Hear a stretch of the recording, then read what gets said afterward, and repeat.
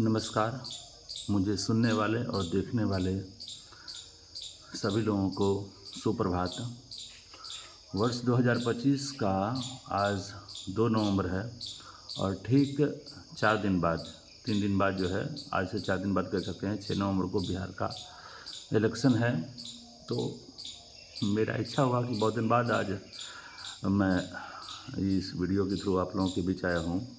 बहुत दिनों से मैं वीडियो में नहीं था, सोचा कि चलो बिहार विधानसभा इलेक्शन है तो कुछ बिहार की बातें कर लेते हैं, कुछ डेवलपमेंट की बातें, कुछ सेंट्रल गवर्नमेंट की भी बातें करते हैं। सबसे पहले उस चीज़ का चर्चा करते हैं जो मैंने देखा है वर्ष 2005 से पहले। जहाँ पर मैं बैठा हुआ हूँ ये मध्य विद्यालय है परसरमा, और ये दूसरी मंजिल पर मैं फर्स्ट फ्लोर पर मैं बैठा हुआ हूँ। वो जगह जहाँ पर पहले 2005 से पहले बिल्डिंग का नामो निशान नहीं था। बच्चे ज़मीन पर बैठा करते थे, बोरा बिछा कर बैठा करते थे। सैटरडे को जो टीचर्स होते थे वो बच्चों से लिपवा करके, झाड़ू लगवा करके जगह को बैठने लायक बनाया जाता था। लेकिन आज स्थिति बिल्कुल बदल चुकी है।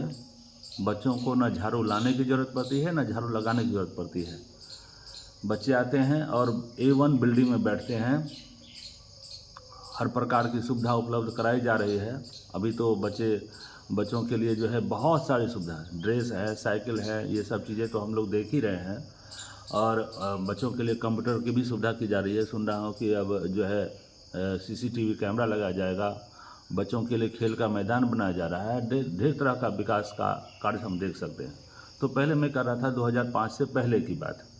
2005 से पहले की बहुत सारी बातें हैं, लेकिन एक सबसे जो है इम्पोर्टेंट, जो मैंने बचपन से देखा है, जब से मेरा बुद्धि हुआ है, जब से मैंने देखा है कि अगर कोई व्यक्ति यहाँ से, मेरे गांव से अगर सिर्फ बाज़ार जाना हो, सुपौल मार्केट, सुपौल बिरौल बाज़ार जाना हो, तो या तो वो पैदल जा सकता था या फिर साइकिल लेकर जा सकता था। कारण ये था कि अगर कहीं पर साइकिल को अगर कंधे पर उठा करके, हाथ में उठा के पार कराना हो तो पार करा सकते हैं, लेकिन मोटरसाइकिल को तो पार नहीं करवा सकते, क्योंकि जगह जगह नदी नाले थे, टूटा हुआ खेत खलिहान का रास्ता होता था, उसी से होकर के जाना होता था। और बाज़ार जाने के लिए जो है स्पेशल प्लानिंग करना पड़ता था कि क्या क्या काम है, और जो है उसके अकॉर्डिंग लोग प्लानिंग करके बाज़ार की ओर मूव करते थे। अगर सुबह में 10 बजे निकले तो शाम को 6 बजे तक लोग बाज़ार से लौटते थे। एक ही ऑप्शन था, या तो साइकिल से जाएं या फिर पैदल जाएं। लेकिन आज स्थिति ऐसी है कि जो है दिन में कई बार, अगर एक आदमी को, साइकिल वाले को भी अगर बाज़ार जाना पड़े तो 2 बार 3 बार आराम से जा सकता है। स्थिति ये है कि जो सड़क है वो बेहतर हो चुकी है, बिजली व्यवस्था सुधर चुकी है। बिजली थी ही नहीं, सुधर क्या चुकी है। बिजली का पोल हम लोगों ने देखा था बचपन से, अक्सर और चर्चा किया करते थे कि जो है इसमें लाइन कब आएगा। बिजली का नामो निशान नहीं था। जहाँ कहीं टूटा फूटा तार होता था, पोल होता था, यही हम लोग देखा करते थे। लेकिन आज हर घर में बिजली है। बिहार को 24 घंटे में कम से कम 20 घंटे बिजली ज़रूर मिलती है। और अगर किसी आदमी को दरभंगा जाना होता था तो सुबह सवेरे सवेरे उठ करके जो है तैयारी में लग जाते थे कि आज दरभंगा जाना है। और दरभंगा जाने के लिए जो है अगर बस स्टैंड पहुँचे तो दरभंगा पहुँचने के लिए 5 से 6 घंटे का समय लगता था। रास्ते की स्थिति इतनी बदतर थी कि कहना ही मुश्किल है। एक बार तो मैंने देखा कि बस स्टैंड में बस को मोड़ने के दौरान जो एक गड्ढा था, गड्ढे में बस जो झुका तो एक आदमी का हाथ टूट गया। बस में लोग छत पर और जो है बस के अंदर भर भर के लोग जाते थे, एकदम पूरा फुल्ली लोडेड होता था बस। रास्ता इतना जर्जर कि 5-6 घंटे का समय तो लगता ही था। अगर जो छत पर बैठा हुआ आदमी है, कभी उसका पता चलता था किसी का आँख नोचा गया, कोई गर्दन निकाला छत से बाहर। अब सामने से अगर बस आ रही है, बस अगर रगड़ाया तो किसी का गर्दन टूट जाता था, किसी की आंखें निकल जाती थी। छत पर बैठा हुआ आदमी अगर नींद में है, पलट गया तो बस से नीचे गिर जाता था। और हर महीने ये आम बात थी बस का पलटना, एक्सीडेंट होना। जो है लोगों का जो घायल होना मरना ये आम बात हो गया था। अगर कोई व्यक्ति दरभंगा जाने के दौरान बीच रास्ते में अगर फंस गया, बस खराब हो गई, पंचर हो गया, तो स्थिति ऐसा होता था कि लोगों को पैदल दरभंगा पहुंचना होता था। क्योंकि गाड़ी बहुत कम चलती थी, रास्ता बहुत बेकार था। सिर्फ दरभंगा में बस से उतर करके अगर एक बार कदम रख दिए 2-4 मिनट के लिए, 10 मिनट के लिए दरभंगा में उतर करके फिर वापस अगर आना हो, सिर्फ इतने काम के लिए 10 से 12 घंटे का समय लगता था। अगर किसी आदमी को ज़्यादा काम होता था तो लोग दरभंगा में ही ठहर जाते थे कि पता नहीं जो है वापस जाऊंगा तो फिर पता नहीं कब आऊँगा। तो लोग जाने के लिए सोचते थे और ठहर जाते थे कि अगर कोई काम ऐसा है तो करवा करके ही आऊँगा, क्योंकि आने जाने में बहुत बड़ी समस्या थी रोड की। और अभी अगर आप पता कर लीजिएगा कि अगर बस स्टैंड से पता क्या कीजिएगा, आप लोग खुद देख रहे होंगे कि अगर कोई व्यक्ति दरभंगा सुपौल बस स्टैंड में अगर बैठता है और दरभंगा पहुंचना है तो 1.25 घंटा से 1.5 घंटा का समय बहुत हुआ। रोड बेहतर हो चुका है। बस अब जो है ड्राइवर अगर कम टाइम में पहुंचाते हैं तो उसके पीछे रीज़न बस यही होता है कि ज़्यादा स्पीड नहीं चलाना है। और पहले ये था कि स्पीड तो चलाने का इच्छा होता है, लेकिन स्पीड चलाएँगे तो और एक्सीडेंट हो जाएगा। अब अगर 1 घंटा, 1.25 घंटा, 1.5 घंटा में अगर पहुंचता है बस, तो ये होता है कि बस ड्राइवर ही थोड़ा स्पीड को कंट्रोल करके चलाता है। नहीं तो अगर और फास्ट चलाए तो 1 घंटा या 1 घंटा से कम समय में भी पहुंचा सकता है, और पहुंचाता है। बहुत जो एक्सपर्ट ड्राइवर है वो पहुंचा भी देता है। तो ये स्थिति थी, बिजली का नामो निशान नहीं था। जो लोग ये कहते हैं कि बिहार में विकास क्या हुआ, पहली बार नीतीश कुमार की सरकार बनी थी 2005 या 6 में बनी थी, क्योंकि मैं 2004 में मैं दरभंगा शिफ्ट किया था, तो नीतीश कुमार के जगह जगह पर भाषण देखने के लिए मैं जाता था। उसमें बहुत नज़दीक से देखने को मिलता था। बिहार की राजनीति में कह सकते हैं मुख्यमंत्री के मामले में देखा जाए तो नीतीश कुमार नया चेहरा था। लोगों के अंदर जो है ये चुन रहे थे कि कौन में हमारे लिए बेहतर है। बहुत लोगों के मन में जो है ये चल रहा था कि पता नहीं नया होगा, कैसा होगा। पहली बार बिहार का इलेक्शन जो हुआ था तो उसमें जो इलेक्शन कमीशन होता है उसको भी बहुत ज़्यादा जो है एक्टिव रहना पड़ा था। मतलब इतना एक्टिव कि कहिए नहीं। जब जिस किसी इलेक्शन बूथ पर अगर ऐसा लगता था कि अगर कुछ करप्शन होने वाला है तो डायरेक्ट जो है हेलीकॉप्टर से लैंडिंग होता था, लैंडिंग किया जाता था जो है इलेक्शन कमिश्नर के द्वारा उस चीज़ों को निरीक्षण करने के लिए। लेकिन अब स्थिति बहुत बदल चुकी है। बिहार में बहुत सारे डेवलपमेंट का कार्य हम लोग देख सकते हैं। अब कुछ लोगों का कहना ये होगा कि अरे बिहार तो तरक्की की है जब से ये नरेंद्र मोदी जी आए। लेकिन मैं आपको बता दूं, नरेंद्र मोदी 2014 से प्रधानमंत्री के पद पर हैं, और हमारे बिहार के मुख्यमंत्री जो है 2005 से ही हमें जो है नीतीश कुमार के रूप में देखने को मिल रहा है।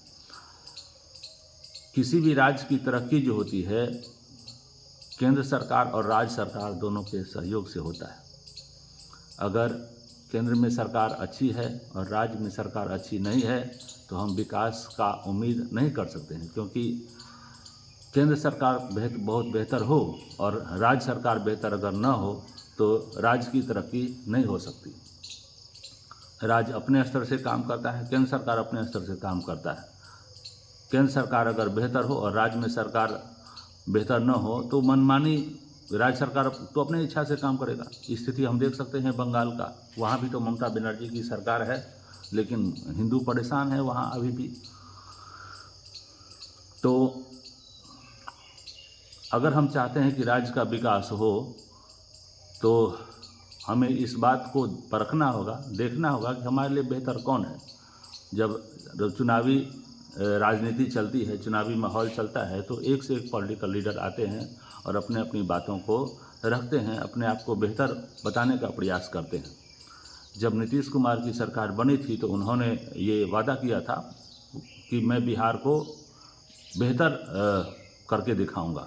सबसे पहले उन्होंने सड़क व्यवस्था को सुधारा, बाद में उन्होंने प्रशासन की व्यवस्था को भी सुधारा, बाद में उन्होंने फिर बिजली को भी सुधारा, सरकार पानी की व्यवस्था को भी बेहतर करने का प्रयास किया। कोई भी सरकार अगर, चूँकि हमारा राज्य बहुत बड़ा है, हमारा देश भी बहुत विशाल है, बहुत से ऐसे देश हैं जिसका जो है एरिया और पॉपुलेशन जो है हमारे इंडिया के गांव के बराबर है, कुछ लाख में या कुछ करोड़ में। अगर हमारा देश इतना विशाल है जिसको रूल करने के लिए अंग्रेज को भी सोचना पड़ा।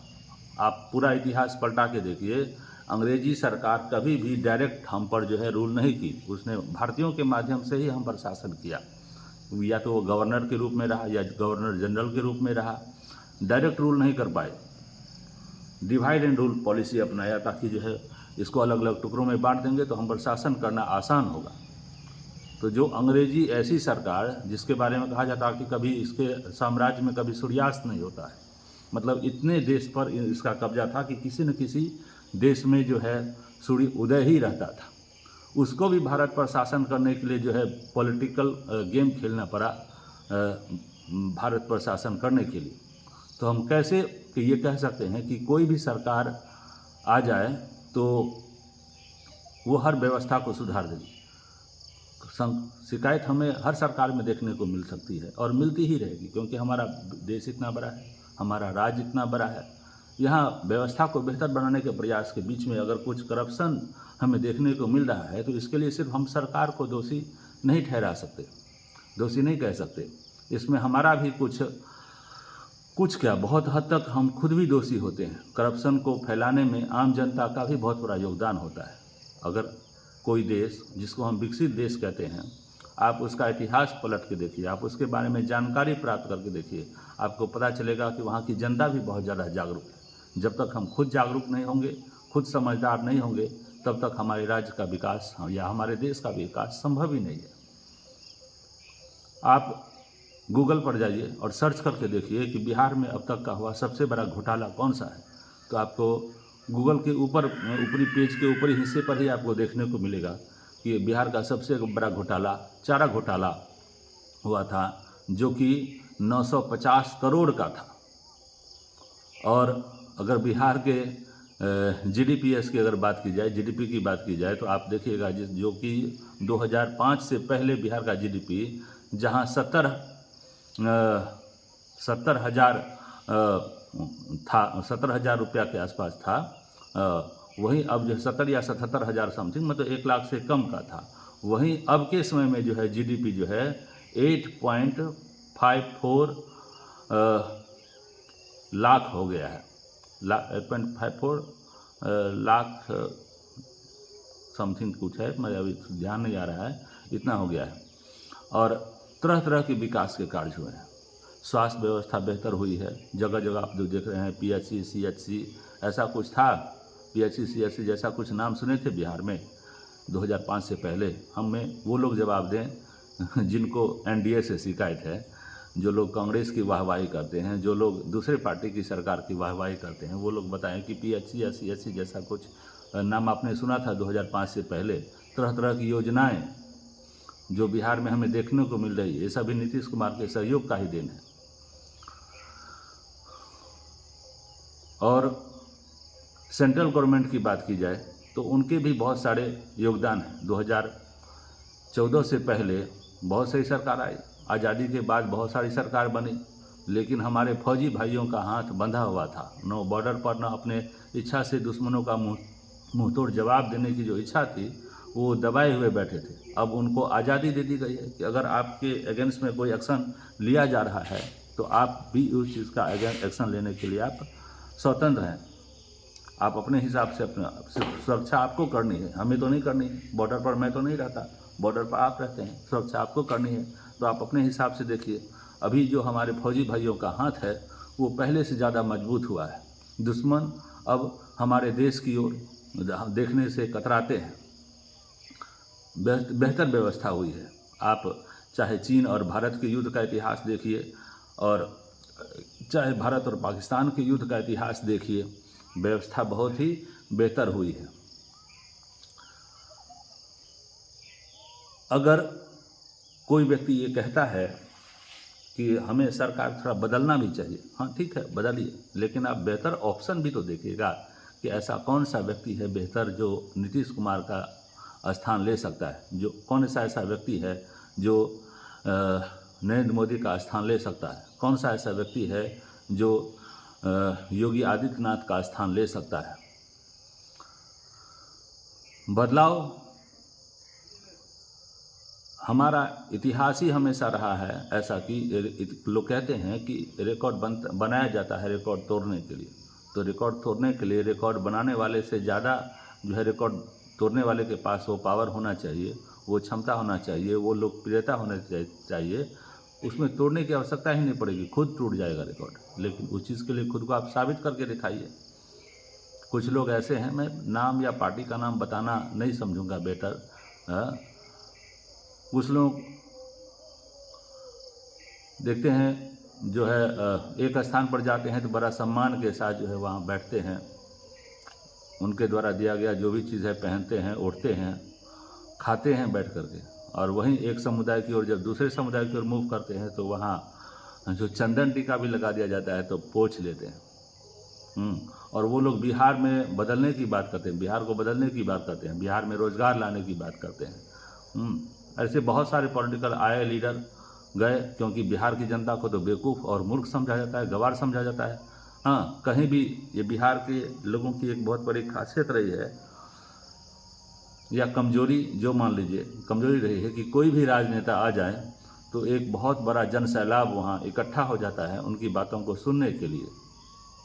हमारा बिहार चाहे वो कैसा भी नेता हो, भ्रष्ट हो या बेहतर हो, हर प्रकार के राजनेता का, हर प्रकार के अभिनेता का, हर व्यक्ति का सम्मान करती है।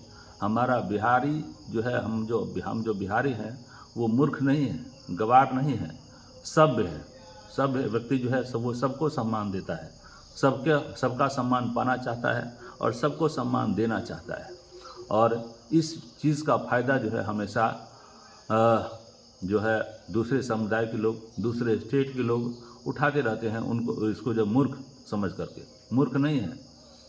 कहावत है कि एक बिहारी 100 पर भारी। अगर वो अपने आप पर आ जाए तो फिर हर किसी को जो है घुटने टेकने पर मजबूर कर सकता है। और सुधारने की बात आ जाए, अगर बेहतर दिखाने की बात आ जाए तो बिहार के आगे पूरी दुनिया नतमस्तक होती है। पूरे विश्व के इतिहास को बदलने में हमारे बिहार का योगदान रहा है, यूपी का योगदान रहा है, पंजाब का योगदान रहा है। ऐसे बहुत सारे स्टेट हैं जिनसे एक से एक महापुरुष पैदा हुए हैं और उन्होंने विश्व के इतिहास को बदलने का सामर्थ्य रखा है। अभी भी अगर बिहार पूरे इंडिया में अगर यूपीएससी या बीपीएससी एग्ज़ाम अगर क्वालिफाई करने की बात की जाए तो पहले नंबर पर हम बिहार और यूपी के ही यूपी का ही नाम आता है, बिहार और यूपी का ही। यही दोनों स्टेट जो है प्रथम आते हैं, उसके बाद अन्य किसी स्टेट की तुलना की जा सकती है।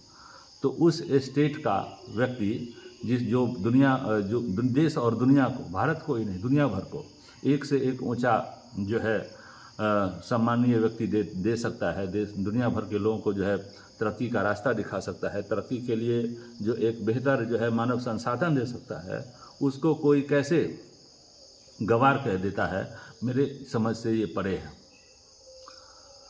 इलेक्शन है, चुनाव है, लोकतंत्र का ये एक बहुत बड़ा पर्व है। इस बार जो है 2025 का अगर कह दें तो छठ, दुर्गा पूजा, दीपावली के बाद एक चौथा सबसे बड़ा महापर्व जो है इलेक्शन है। लोकतंत्र का सबसे बड़ा पर्व जिसमें हर व्यक्ति को अधिकार है कि हम बेहतर सरकार चुनें। तो चुनिए, लेकिन थोड़ा अपना जो है अपने सोच को के हिसाब से, आप अपने सामर्थ्य के हिसाब से, अपने समझ को परखते हुए कि मैं जो जिसे चुन रहा हूँ वो कितना बेहतर है। किसी के बातों पर भरोसा न करें, सबको सुनें, सबको परखें और अपने हिसाब से मतदान करें। यही हमारी जो है यही मेरा संदेश है आप लोगों के लिए। बिहार आगे तो देश आगे, ऐसा कहा भी जाता है और ऐसा मैं मानता हूँ कि अगर बिहार की तरक्की होगी तो देश की तरक्की होगी। जय हिंद, जय भारत।